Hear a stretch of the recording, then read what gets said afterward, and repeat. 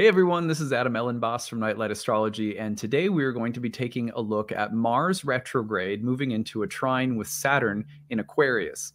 To me, this represents a kind of turning point in the journey of Saturn in particular.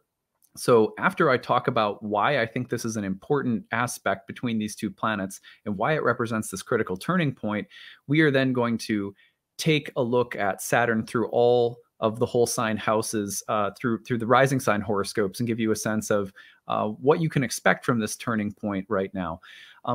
So the short version of it is that this trine coincides with a turning point in the synodic cycle between Mars and Saturn, which we will explore. And this turning point is really sort of the beginning of the end of Saturn's stay in Aquarius. So we're going to talk about what happens when you're ready to be done with Saturn, how you can notice when you're like at the end of a Saturn transit, and what you can look forward to when Saturn is finishing its business in the whole sign house of your birth chart that it's in right now. So that is our agenda for today. Before we get into it, don't forget to like and subscribe. Share a few comments in the comment section. It really helps the channel to grow. We really appreciate your support. Right now, we are closing in on 200 backers for our annual Kickstarter campaign. We are trying to get to 1,608 by the new year. That is just a target that we put out to try and beat our backer total from last year.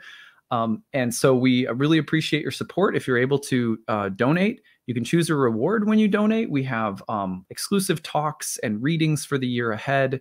And also all of my online programs are over 50% off through the Kickstarter. That is the only time of year you'll find them that cheap. So take advantage of it.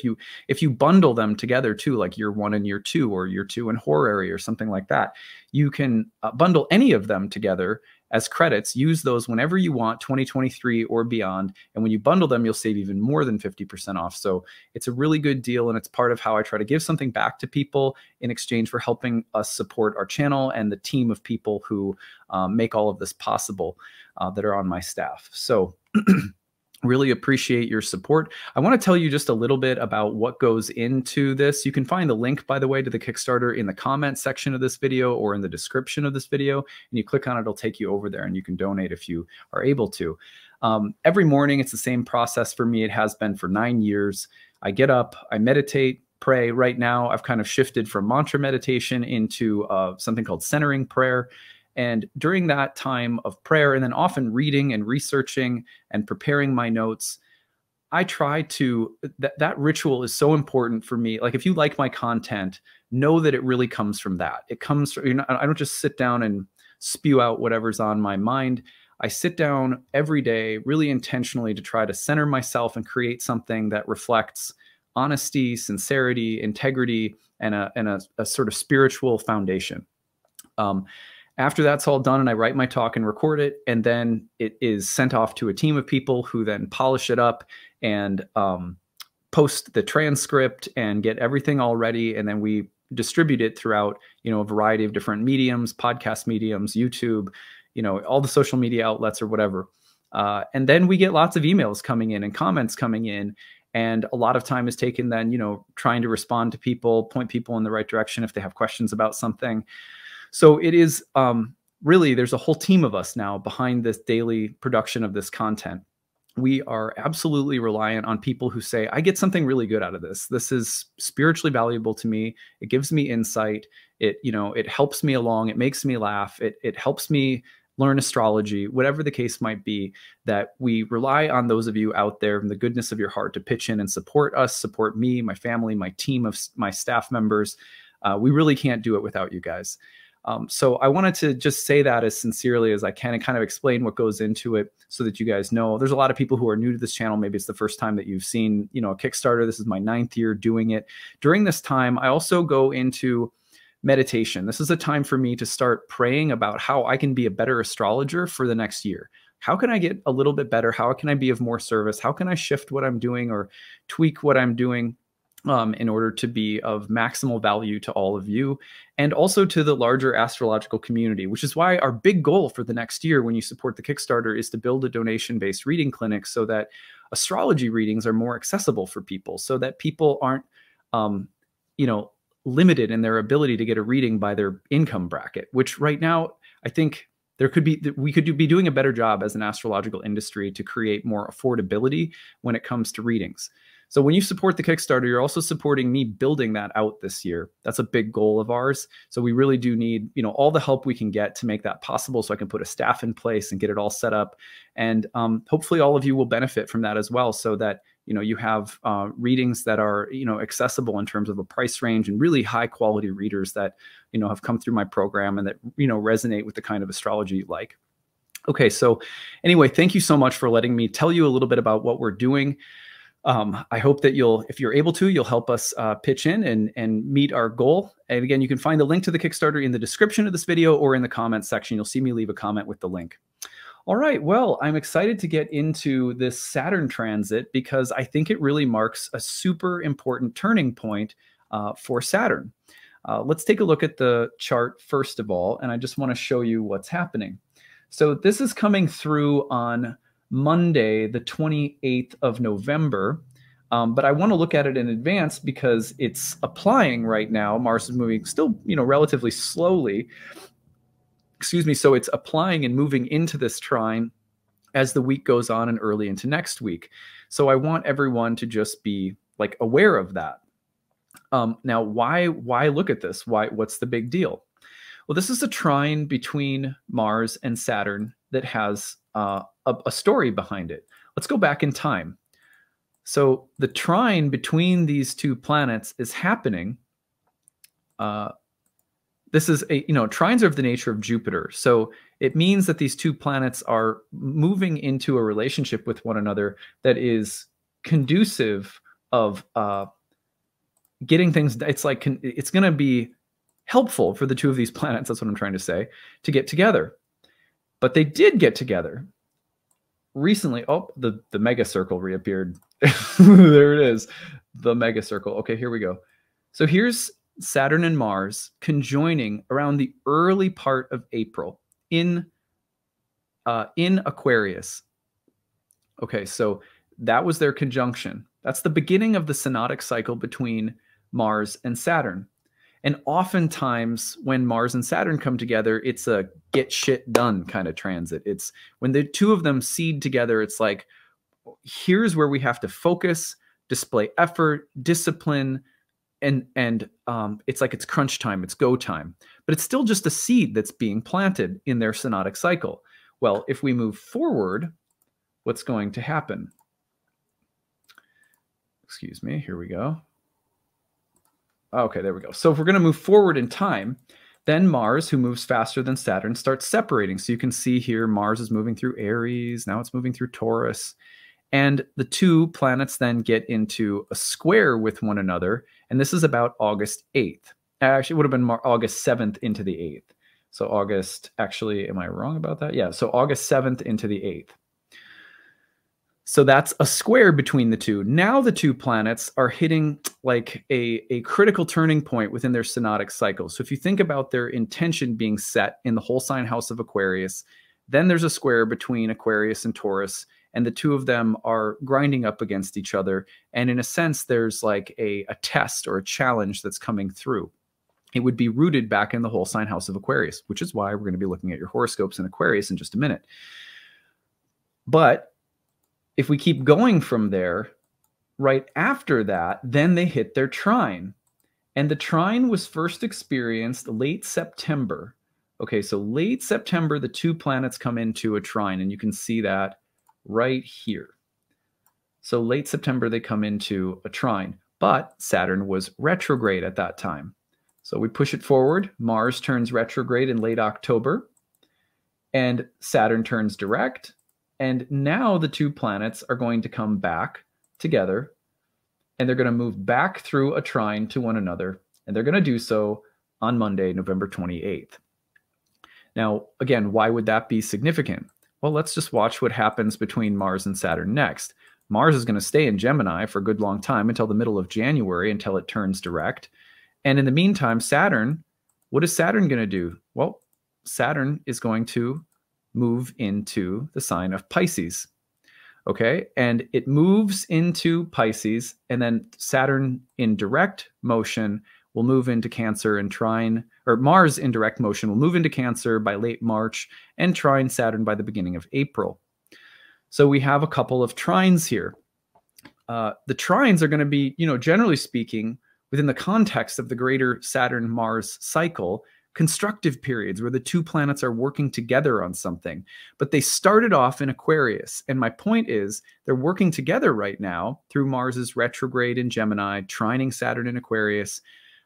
But this also marks the end of their work together and something that they are trying to accomplish that started back in the sign of Aquarius. So this is exactly why I have said that I am treating this transit, which comes through next Monday, as a kind of beginning of the end of Saturn's journey through Aquarius. And that is exciting. It's like Saturn has been in Saturn-ruled signs for like 5 years, and Saturn in Aquarius has been a long, slow transit in a Saturn-ruled sign, a fixed sign at that.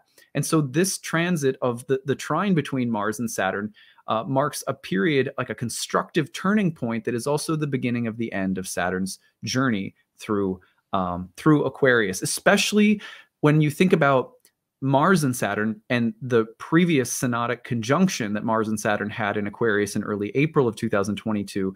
This is why I think it's the beginning of the end of the difficult, the heavy, or the restrictive elements, which are not the only elements that Saturn brings to bear in our charts, but insofar as Saturn has been acting as a like traditional malefic, heavier, denser, slower, grinding on you, as insofar as it has been doing that, this trine between Mars and Saturn that's coming up next week marks the beginning of the end of the most difficult phase of Saturn, at least in the past year, if not all the way back since the beginning of Aquarius. And it's not going to happen all at once. Like, it takes Saturn all the way until March 7th to get into Pisces. But the point is, next week, with those two planets trining one another, it's sort of like the beginning of the end of Saturn's reign in that whole sign house of your birth chart. And so that is how we're going to look at it today. And hopefully that brings you some uplifting news. Like, hopefully that's just kind of like a joyous thing to be like, okay, we're finishing a whole period of work that's been going on in this area. But it might be nice to refresh on exactly what that area is and like what you've been dealing with in that area of life. Before we get into the horoscopes, and let me just line that up so that let me just line it up so that I'm ready to go on the horoscopes too here. Sorry, guys. Okay, and let's get okay, there we go. So we're all set for horoscopes in a minute. I want to talk about 5 themes to watch for everyone, and then we'll apply them to each whole sign house by rising sign. So, and I hope you were able to follow. I know some of the astrology I've been looking at lately have been rooted in synodic cycles, and so I know for some people that might be a little bit hard to follow, but just listen to this next part if you didn't follow the first part, because it should be a little bit easier in case the first part was difficult. There are 5 themes to watch for, but I want to read you a couple of passages from a book called Senex and Puer, which is a collection of essays by James Hillman. It's in a blue book. It's called Senex and Puer, and you could find it easily on Amazon, I believe.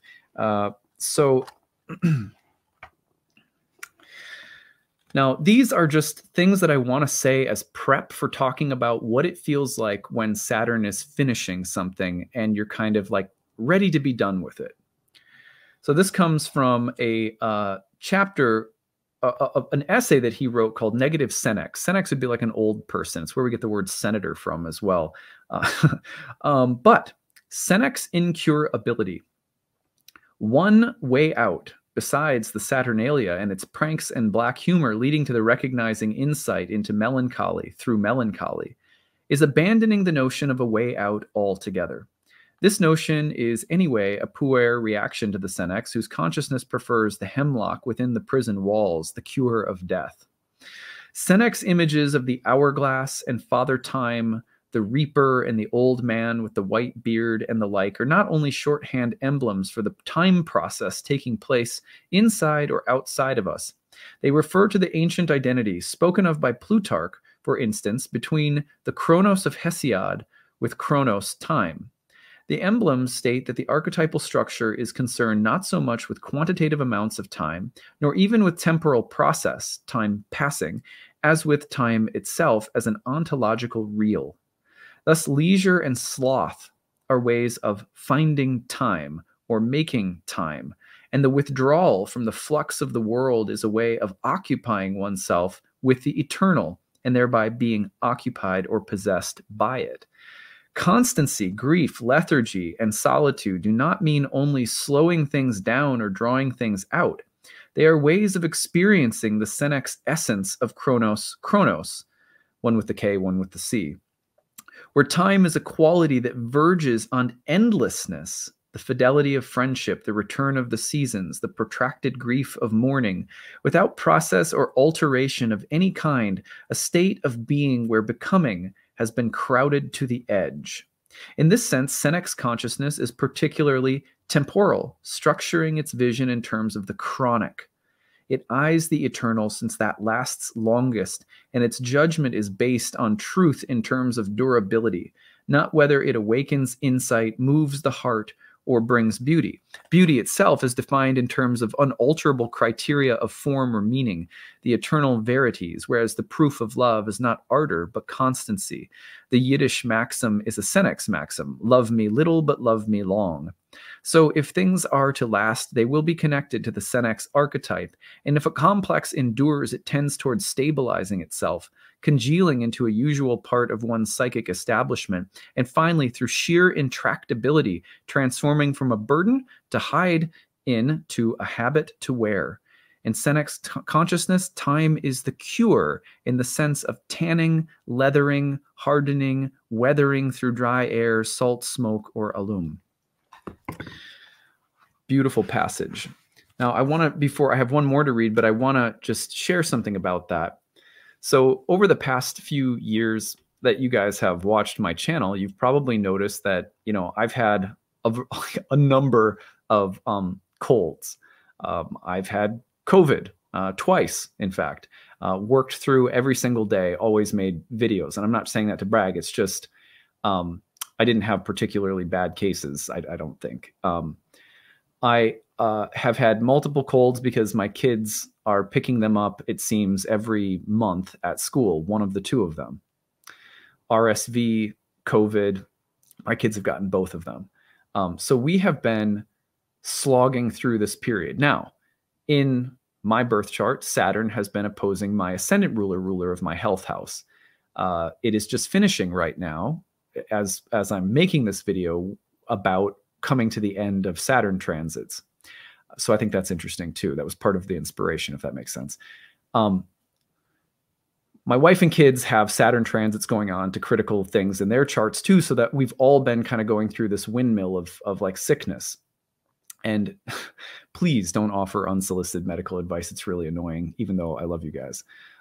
Okay, so I had this profound moment I remembered this passage because I have a memory for certain passages that I've read that really left an impression on me. Anyway, so I had a memory of this transit while my daughter was recently sick. And I was sitting up with her while she had a fever in the middle of the night. And it was just dark and quiet.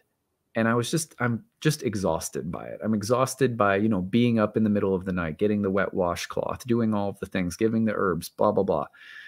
And I just had this moment where, I'll put it this way. Every time before this, for some reason, I was able to rally. And I was able to go, this will go away eventually.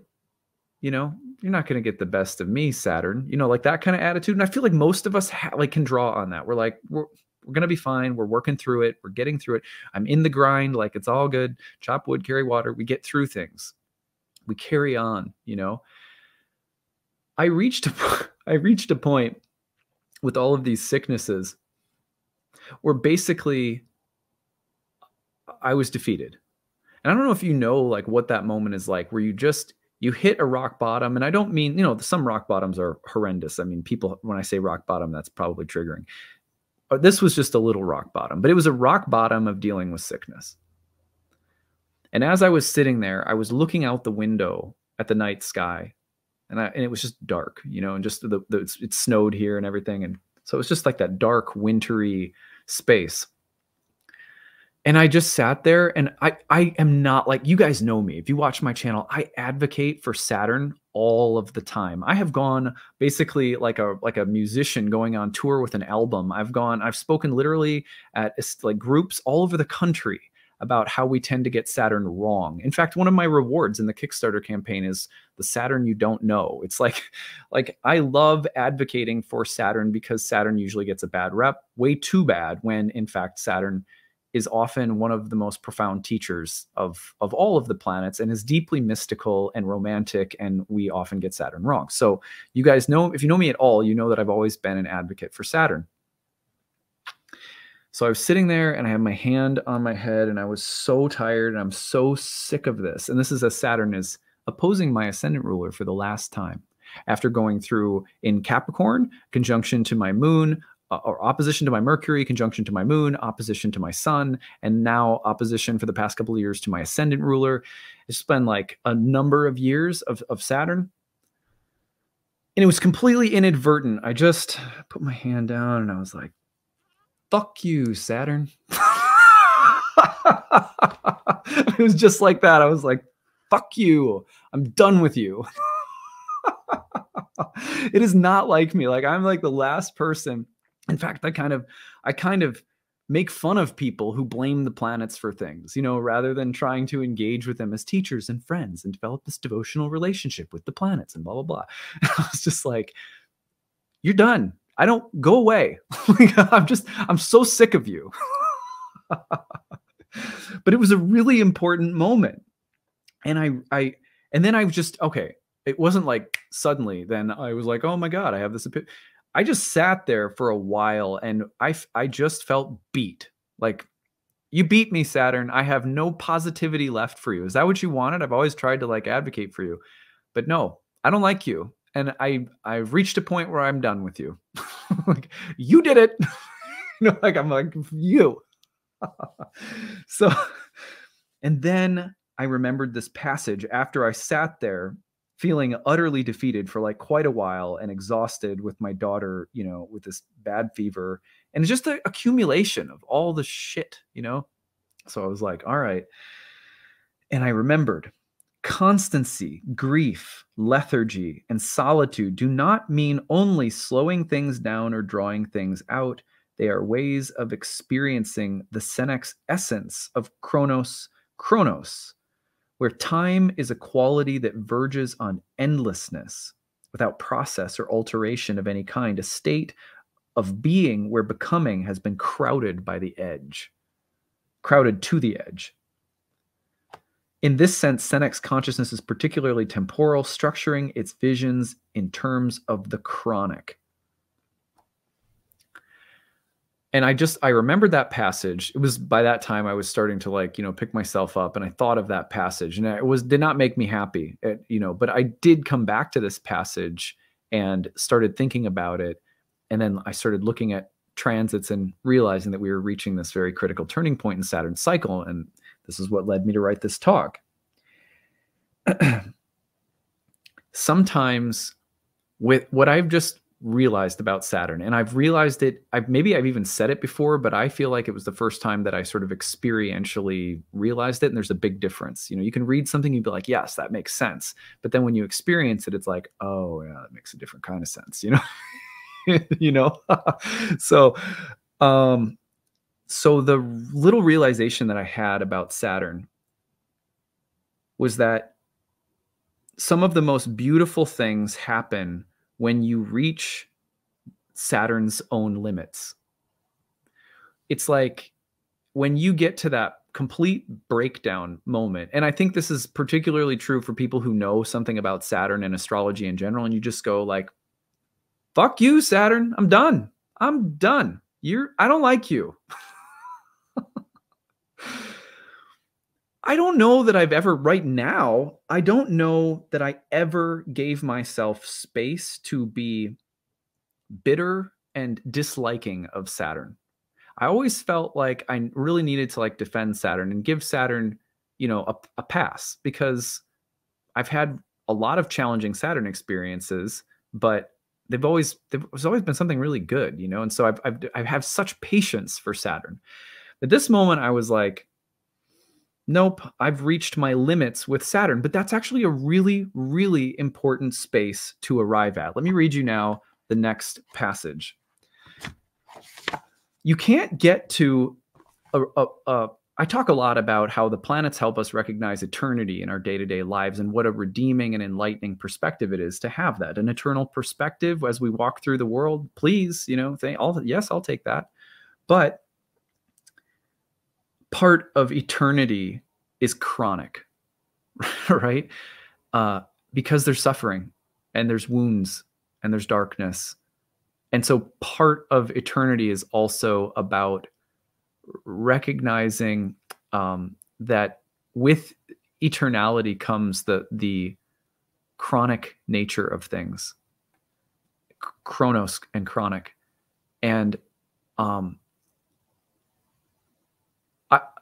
don't think I'd ever really realized that before. I mean, again, intellectually, yes, but experientially, and it seems like a trivial thing, my kid getting a fever, but this was an accumulation. It wasn't just that. It was like this accumulation of sicknesses and just like working through lots of stuff, you know, in my personal life, and just being like, I'm done with you, you know. And it's as though until you have a moment of really hating Saturn, like really blaming Saturn, scapegoating Saturn, which Saturn was associated with, the scapegoat, in good, not so good ways, I mean. So until you get to that point where you're like blaming Saturn, cursing Saturn, hating Saturn, it's like there's something that Saturn delivers that can't come in no other way but reaching that point where you're like, fuck you, Saturn, you know? I'm serious. Okay. So here's something else that he writes in a chapter on negative senex. Exile gives the imagination its power to perceive with the instruments of the senex structure. Exile reflects the idea that human life itself is cast out of its origins in Kronos' golden age, the lost terra celesti of archetypal forms. We are each in exile, but senex consciousness, cooped in its cabin of winter desiccation, bridges beyond by spatial imagination, by measure and music, or with a dying awareness of decline. It sees through, sees out with insight. The melancholy temperament, never bled nor purged, never transformed, is nonetheless satisfied by seeing to the end, where impenetrable darkness is penetrated by the darkening intellect and blackened psyche of a being whose thoughts have reached the limit. And that's where I was. I didn't have a positive philosophy to pull me out. I wasn't capable of it. And worse, I felt like I actually embodied just bitterness and frustration and the everything that is chronic about just living, you know. And I just sat there with it, and I was just so drained. And no, and I there were some curses. I said the F you, Saturn, but I said a few more. Like I was a little bit of a diatribe that came out of my pie hole. So I mean, that's just how it happened. But there's something else to be said here. Yes. So one more. The redemptive power of senex contradiction is discovered by turning to the contradiction itself. The antitheses of its nature release healing insight. The insight is a function of thought, contemplation, speculation, music, mathematics, and especially imagination become the via regia. Problems are taken to their extremity, where they no longer are living realities but have become fantastic, reflecting their source in imaginal reality. The world is taken back into its logos, the end into its beginning in nous. Issues are removed from the narrowed field of personally particularized depression and expanded into a melancholic contemplation of impersonal and imaginal universals, the acedia of silence and the turning inward by refusing to blame anyone, but oneself and one's stars lead to the interior space, memoria. Oh my God, that's beautiful. Okay, so let me show you a picture that came to my mind. So this, as I was sitting there for a long time and just, like I said, just chronic. I was in a chronic place, and I had no answers, no solutions, nothing of any like positive value, and no way of turning the experience into anything, like there was nothing to salvage. It was just stepping into this weird. It was so deep and so heavy, and my despair so like accumulated, that I just was like, I'm done. I don't have anything, and it became sort of psychedelic. That's my point. It became sort of psychedelic because it was like, oh my God, this is an archetypal space that I'm in, and this image came to my mind just randomly. I have some history with this image, which I won't go into. This is not something I've never thought of before that just popped out of nowhere. But this image came into my mind while I was sitting there, and I was sitting there on a chair like this.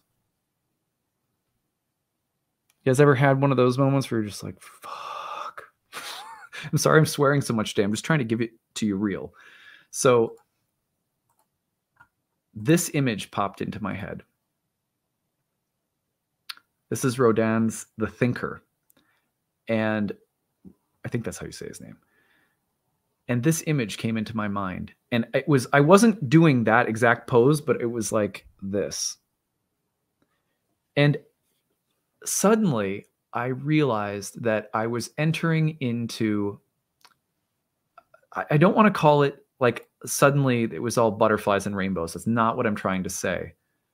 But I recognized that what I was experiencing was an archetype, and that it is only able to be experienced when you get so deep into the chronic nature of something Saturnine that there's no answers, you're just done, and you just have to sit there in defeat.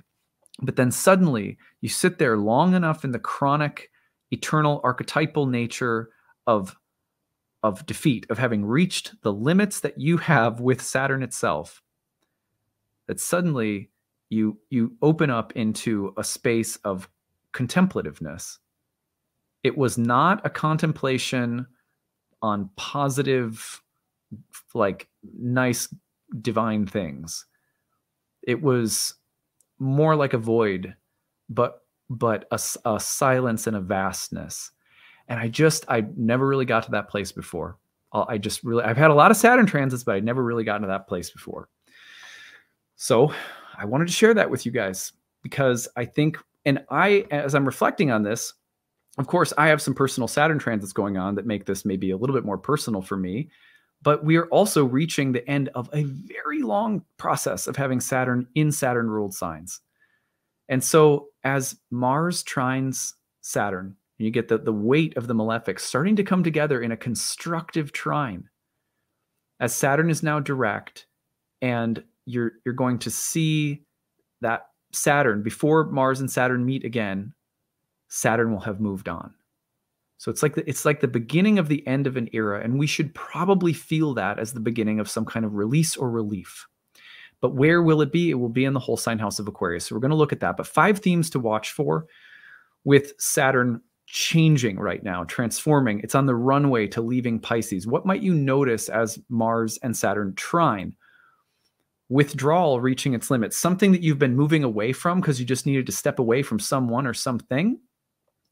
Get space, get perspective. Okay, now I'm ready to re-engage, or because I took that time to withdraw, I now am clear about what I need to do. And you may notice this, especially in the next couple of weeks, but then it'll play out all the way until March when Saturn shifts signs. Limits reaching their limits, which means you're done. If you've placed a limit on something and you've really been strict or structured with something, you may reach a point where it's starting to not feel right to be as strict or structured or disciplined with something. And now it's time to let it go. And that doesn't, I wouldn't suggest letting go of positive habits you've developed that are life-giving and joyful, but any place in your life where you've set certain limits may be reaching their limits. So watch for that. And especially in this whole sign house of Aquarius, we'll talk about in a minute. a no clarifying the yes. So right now there could be, again, like a sense that you can't do something or you have to say no to something, but that should lead pretty shortly to a sense of what you do want to go, what you do want, or where you are going next. The next one is like a similar space to what I just described. I'm done. Just hitting your bottom with something. I'm done. If you're facing that, it's actually good to reach that place and sit in it for a little bit, and you won't be there forever. Things keep moving. And number 5, I don't like you, Saturn. If you reach that point where you're just like, you're done with Saturn, that's because Saturn's about to be done with you and move on to a different area of your life. So I hope that you enjoyed that. Now let's take a look at these places. And I'm just doing like quick keywords here. I'm not going to do an in-depth analysis. So if you are an Aries sun or rising, that's the kind of horoscope you like to listen to. You're looking at that Saturn transition that's about to take place here, that is taking place, and probably a turn for the better, representing a long process that's been at work in your life. And that's happening in the house of friends, groups, allies, mentors. So the larger social or professional network, or whether it's a religious or spiritual group you belong to, the kind of broader social dimension of your life is about to go through some very powerful changes. And it's been through a process the last couple of years, and now it's like you're on the runway to being done with that. So just take note of how that process is starting to shift. All right, let's move along to Taurus. If you are a Taurus rising, this is happening in your career house. And so long process of change, maybe some tedious, hard labor that's been going on, greater responsibilities, but this is all taking place in your career house. And so a long, slow, and sometimes grueling process starting to shift around the topic of your career or your public reputation or your ambitions, something like that. So watch for the career house. It's going to feel nice in some ways to be like, okay, I'm done with that now. We're moving on to something different. You'll be feeling that in your career house as a Taurus.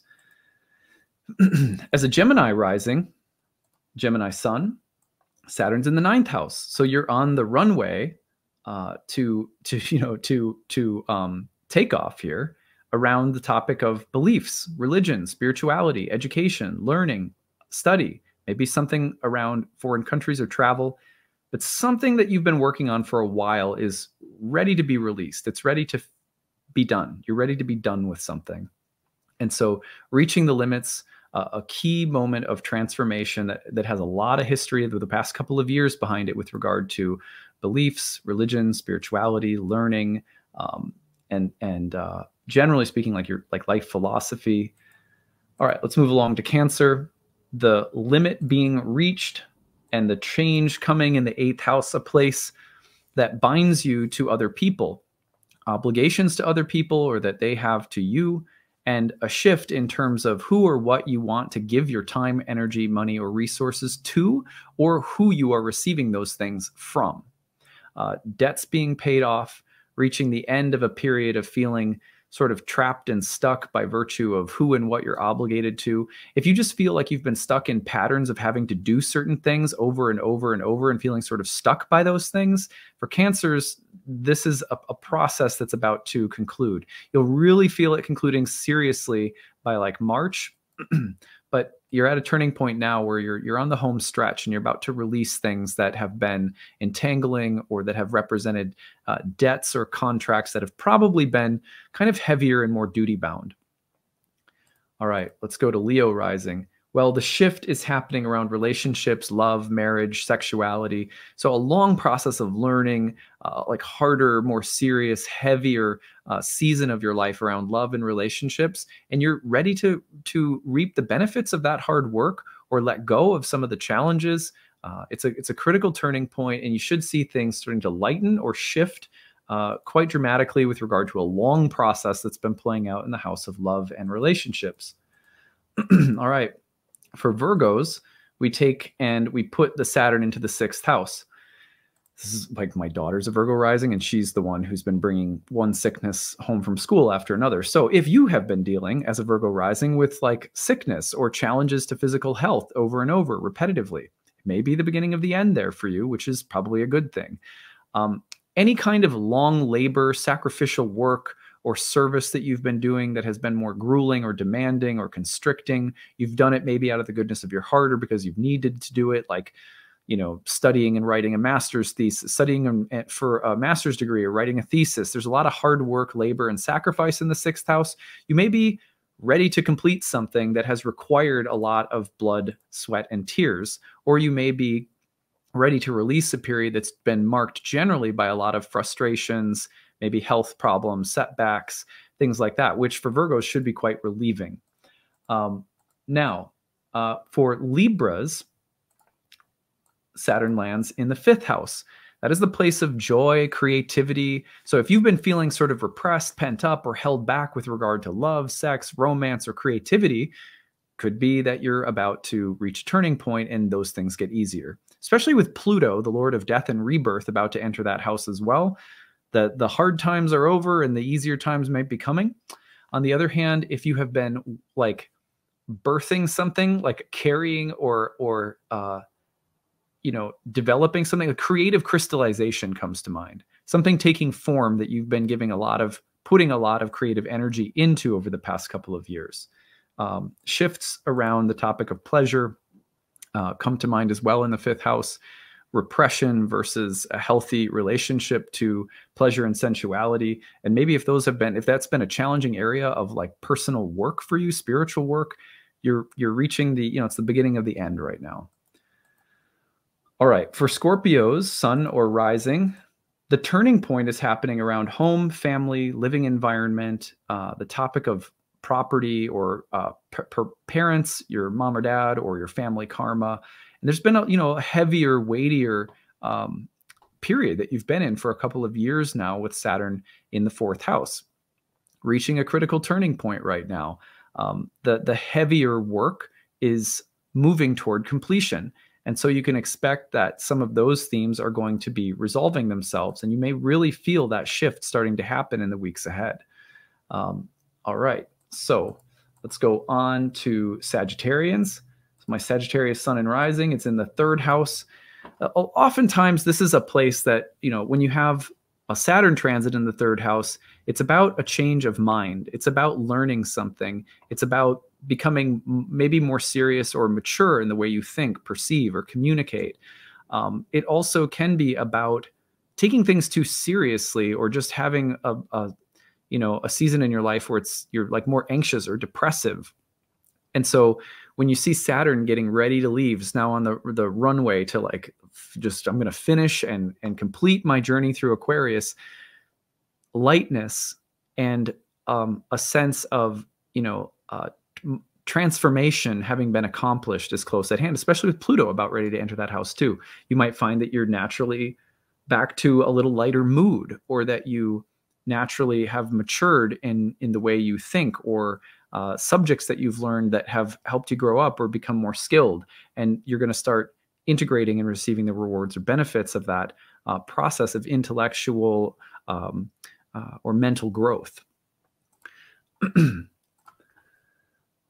Also, if there's been any kind of heaviness around siblings, that could also be something that's ready to shift. If you're a Capricorn rising, a long, slow, heavy developmental period around money, finances, and resources is ready to shift. That's probably a relief. If you're finally reaching the end of a long period of getting a business off the ground or having a little bit more constraint financially, Pluto's going to enter that house after Saturn leaves. So there's some kind of transformation, and I would say, things are looking upward and trending in the direction of deep regenerative changes happening in that house after a heavier period with Saturn there. So that should bode well for people around money and finances, Capricorn risings or sun sign, if you're listening for that. All right, well, if you're an Aquarius, this is taking place in your 1st house. Excuse me. And so Saturn in the 1st house is going to be intimately related to your identity, body, appearance, psychology, personality, and character. You've been going through a heavier existential time for a couple of years now. You're at a really decisive turning point where you're about ready to complete something, complete a period of existential, personal character development. How have I changed? And also, you might be at this point where you're kind of like, I'm reaching my limits with something within myself. I'm done with something about me. Isn't it nice to get to that space where you're kind of like, yep, I'm just done being that way. Or I'm done thinking in that way. Or I'm done dressing or appearing in a certain way, and I'm going to make a change. This would have a lot of history behind it. And again, the idea is that the trine with Mars is marking a critical moment in terms of the heavier, more traditionally malefic things that may have been visiting you in terms of your mind, your body, your health, your sense of identity. And so you're reaching this critical turning point and ready to evolve and transform and start reaping the benefits of all of the work that Saturn's been doing over the past couple of years. All right, finally, Pisces. Pisces rising puts Saturn in the 12th house. 12th house was associated with labor. So like a woman in labor before she gives birth. And Saturn moving from the 12th house into the first house then moves into the house associated with actual birth. So what have you been working on? What have you been gestating? What's in the process of being born and having been, expressing itself in a relatively more unconscious or unseen place? The past couple of years have probably not been entirely easy with Saturn in the 12th house. That can be remote, isolating, distant. It can bring up some of your darker and heavier patterns, those things that are kind of at times self-destructive. It can bring up the feeling of being like lonely or not knowing exactly where you're going.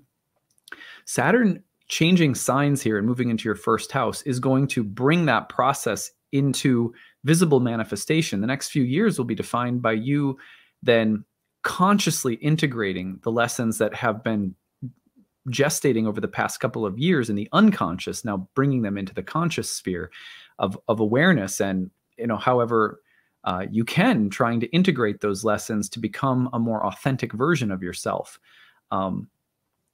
I personally would much rather have Saturn in the first than in the 12th, even though a lot of people will be like, oh, Saturn in the first, that feels heavy. Well, it feels heavy. But I think, you're about to reach a critical point where you can become aware of a lot of things that have been afflicting you in ways that are more unconscious. Now you can really process those things and become aware of them and then integrate and leave things behind that aren't working. And so Saturn coming into the first, to my mind, is going to be helpful for you. It does mark out an upcoming period of great, like you're going to have to do a lot of growing in the next couple of years with Saturn in your first house. But again, I think that it's like the baby comes into the world and then there's a lot that you have to take care of right away. There's a lot of love and TLC and care and responsibility that comes with something being born. But you're at the phase where laboring with the thing that needs to be born is about to be completed. And I think that for most people is welcome. It's like, yes, okay, let's move to the phase where I'm not in this in-between state. Now I'm just consciously integrating things from the unconscious that I've been battling with for a few years. So that's what I've got for Pisceans. Remember, the general reason that I'm suggesting that this is such a critical turning point for Saturn is that the last time that Saturn had a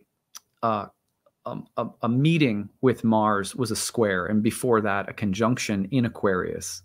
So this trine that's coming up, the fact that their next aspect, that their first one started in Aquarius and that their next one takes place after Saturn has left, means that the two malefics and the kind of pressure they place on us to work and evolve and deal with heavier themes is reaching a critical and mostly positive developmental turning point that is also taking place as Saturn mows through those final degrees of Aquarius.